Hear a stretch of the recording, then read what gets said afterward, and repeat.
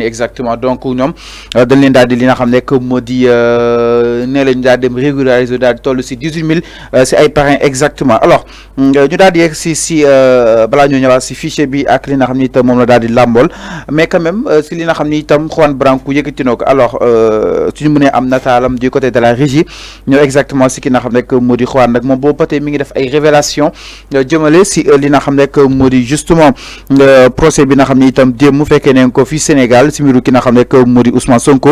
Juan Branco nag moom mu ne article 34 bu code pénal bi nga xam ni itam moom la cour d'appel daal di invoqué wul par rapport ak li nga xam ne que moo di àtteeg Ousmane Sonko mu daal di jàpp ni su sukkandikoo si li nga xam ne que moo di article 34 bi nga xam ni itam si yoon ki nga xam ne que moo di cour bu li nga xam ne que moo di d'appel da ko daal di war a mën a invoqué loolu nag moo war a mën a permettre Ousmane Sonko daal di koy bindaat si li nga xam ne que moo di liste électorale yi donc article 34 du code pénal n'a pas été invoqué par la cour d'appel. Ousmane Sonko reste en droit réinscrit sur les listes électorales depuis l'ordonnance du tribunal de Dakar en application de l'article L47 du code électoral donc ki nga xam ne nag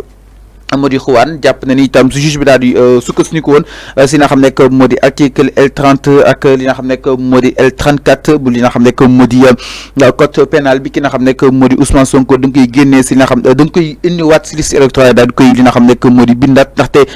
li nga xam ne que moo di article L47 moo ko daal di leeral si mbiram ak li nga xam ne que moo di contumace donc mi ngi noonu pour daal si war a mën a bàyyi xel bu baax a baax alors commentaire yi aussi ku su mel ni Seydina Omar moom nee na si le Conseil constitutionnel juge si le Conseil constitutionnel juge parle uniquement du droit, il déclarera Ousmane Sonko candidat car L29 et L30 du code électoral est clair. Je ne sais pas pourquoi les avocats de prose n'ont pas parlé de ces articles défendus qui n'a jamais que modi Ousmane Sonko. Donc qui n'a jamais que moi suñu internet bi qui n'a jamais que modi Seydina Omar loolu daal di yëkki moom jàpp na ne nag li nga xam ne que modi L30 ak L31 donc daal di leer si ki nga xam ne que modi Ousmane Sonko jot na itam li nga xam ne que modi ses avocats ñu daal di li nga xam ne que modi commencé di génne yooyu li nga xam ne que modi article donc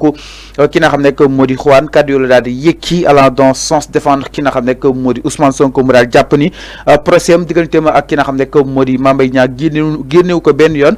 si nga xam ne que modi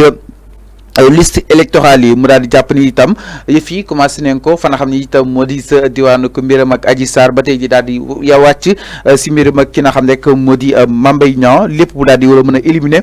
ki nga xam ne que moo di Ousmane Sonko sur ces joutes électorales ki ko war a mën a éliminer nag wala kon mu daal di koy war a mën a valider conseil constitutionnel la te ñu koy daal di xaar dans quelques instants incha allah moom li nga xam ne que moo di le conseil dina daal di taxaw statué un peu si nga xam ne que moo di cas de figure bu Ousmane Sonko exactement alors dinañ daal di am ki nga xam ne que moo di ki nga xam ne que moo di Invon si kanam tuuti incha allah mu nekk li nga xam ne que moo di juriste ak moom itam dinañ daal di ñëw si nu mu gën a yaatu exactement alors donc mi ngi en ligne ñu lay nuyu bu baax a baax nga di la ziar bàyyi nga daal di nuyu téléspectateurs yi notre juriste alors bàyyi nga daal di nuyu téléspectateurs yi jaajëf. Merci aussi pour l'invitation, pour la fidélité habituelle. C'est toujours un plaisir d'échanger avec vous sur des questions qui sont liées au droit. Alors, merci beaucoup Vincent. Ak yow dinañ daal di ñëw sa actualité si nu mu gën a yaatu exactement pour la deuxième fois. Alors tout d'abord dama bëgg ñu daal di taxaw démb Cour suprême lan concrètement la doon atte lan moo taxoon mu woo li nga xam ne que moo di les avocats d'Ousmane Sonko ak les avocats de Mame Mbaye Niang. waaw boo xoolee xam nga Cour suprême mooy lu mu koy waxee saa su ne rek la Cour suprême c'est la juridiction la plus grande en tout cas de notre système judiciaire. Et puis démb dañ doon statuer sur l'affaire opposant Ousmane Sonko à Mame Mbaye Niang. Et puis affaire boobu dafa am un marathon judiciaire pratiquement parce que dafa jaar ci tribunal yi après ñëw cour d'appel et pour finir Cour suprême statuer ci wax ci xalaatam. Voilà c'est aussi simple que cela. Alors démb ñu gis ni li nga xam ne que moo di procès bi duré na presque 12 heures de temps digganteeg les avocats de Sonko ak li nga xam ne que moo di les avocats de Mame Mbaye Niang alors les avocats d'Ousmane Sonko ñoo xam que peut-être Cour suprême mënul li nga xam ne que moo di àtte mbir mi parce que dañoo daal déposé woon li ñuy naan li nga xam ne que moo di une exception d'inconstitutionnalité exactement alors Vincent lan mooy une exception d'inconstitutionnalité en termes juridiques. Voilà, l'exception d'inconstitutionnalité boo xoolee dafa nekk benn principe déjà en France kenn du wax exception d'inconstitutionnalité mais on parle de question prioritaire de constitutionnalité. Okay. Alors ici au Sénégal on n'emprunte pas le même terme et au lieu de question prioritaire de constitutionnalité on parle d'exception en fait d'inconstitutionnalité. Alors dafa nekk une disposition boo xamante ne soit dañ ko bind wala ñu évoquer ko en principe et que disposition boobu di dem à l'encontre des principes en fait constitutionnels. Okay. Voilà, je donne un exemple. L'article 180 du code de procédure pénale xam nga dafa mayul en tout cas de façon expresse possibilité bu fekkee dañu rendre benn ordonnance de renvoi pour ki nga xamante ne accusé bi mu attaqué ko. Boo xoolee sax à un moment donné ci affaire Adji Sarr bi avec Ousmane Sonko c'est jéem mën nañu saisir nu mu tëddee waaye le conseil plutôt la cour suprême pour mu mën a tontu ci loolu. Mais l'exception d'inconstitutionnalité dañu jàppoon ne ça n'existait pas parce que expressément kenn waxul ne dañu tere accusé bi en fait mu attaqué l'ordonnance de renvoi. Alors loolu mooy exception d'inconstitutionnalité, c'est une disposition légale qui s'oppose à la Constitution, c'est-à-dire qui s'oppose également aux principes prévus par la Constitution. Mën na nekk des principes de liberté, mën na nekk ay droits yoo xamante ne dañ ko accordé à un citoyen et que la disposition n'épouse pas exactement les principes constitutionnels. C'est ce qu'on appelle exception d'inconstitutionnalité. Mais xam nga bu ñu ko évoqué Cour suprême dañ jël tegee ko ndele mais contrairement à ce que vous pensez, l'exception d'inconstitutionnalité ne tient pas. Mais ça n'existe pas. Mais certes décision bi génnagul exactement. Alors Vincent, si naka wala kon à quel niveau ngay analyser le pourquoi li nga xam ne que moo di la Cour suprême mu rejeté li nga xam ne que moo di cela? Voilà, justement, je pense que c'est une question rhétorique parce que vous l'avez dit tout à l'heure, nous n'avons pas la grosse de jugement. Et quelques rubriques lañ ci jot. Je ne sais pas exactement sur quels motifs légaux la Cour suprême s'est basée pour rejeter l'exception d'inconstitutionnalité soulevée par les avocats d'Ousmane Sonko. Mais bés bu ñu jotee la décision de façon intégrale dinañ ci mën a ñëwaat pour xam exactement ce qu'il en est. Et fan lañ ko teg également, voilà. Alors donc da nga jàpp ni li nga xam ne que moo di Ousmane Sonko peut-être selon le juge li avocat am daal di déposé comme exception d'inconstitutionnalité d'ailleurs exactement le juge mais quand même aujourd'hui Vincent est-ce que démb àtte bi convaincre na la exactement en tant que juriste par rapport ak li nga xam ne mooy mbiru diffamation ñu bëri dañuy naan sax xaalis dafa war a daal di war a mën a symbolique le franc symbolique rek la ñuy daal di laaj alors ñu gis ni 200 millions daal di confirmer ba tey li nga xam ne que moo di peine bi exactement est-ce que li nga xam ne que moo di yëf yi xawta diis dans ce cas de figure. Voilà, xam nga man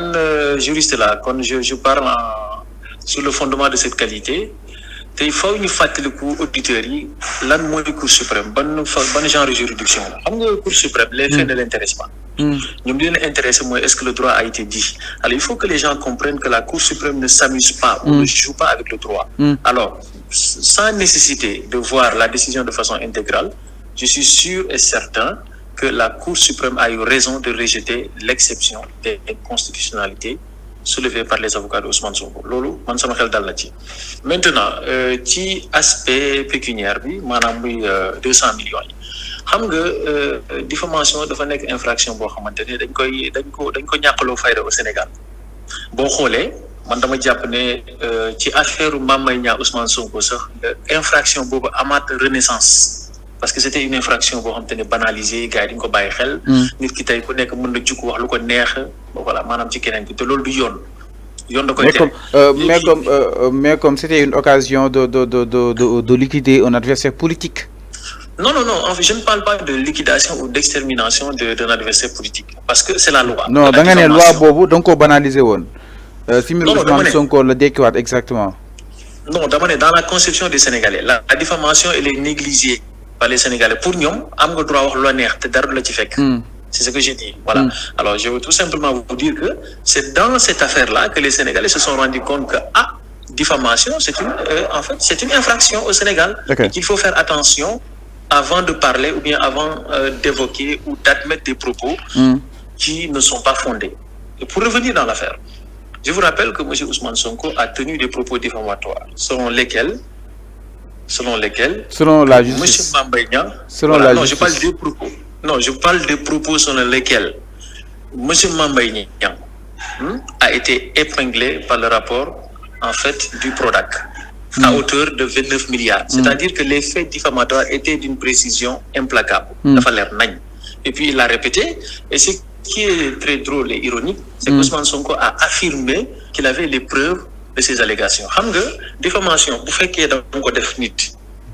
yoon may na le droit en fait nga évoquer li ñuy wax l'exception de vérité.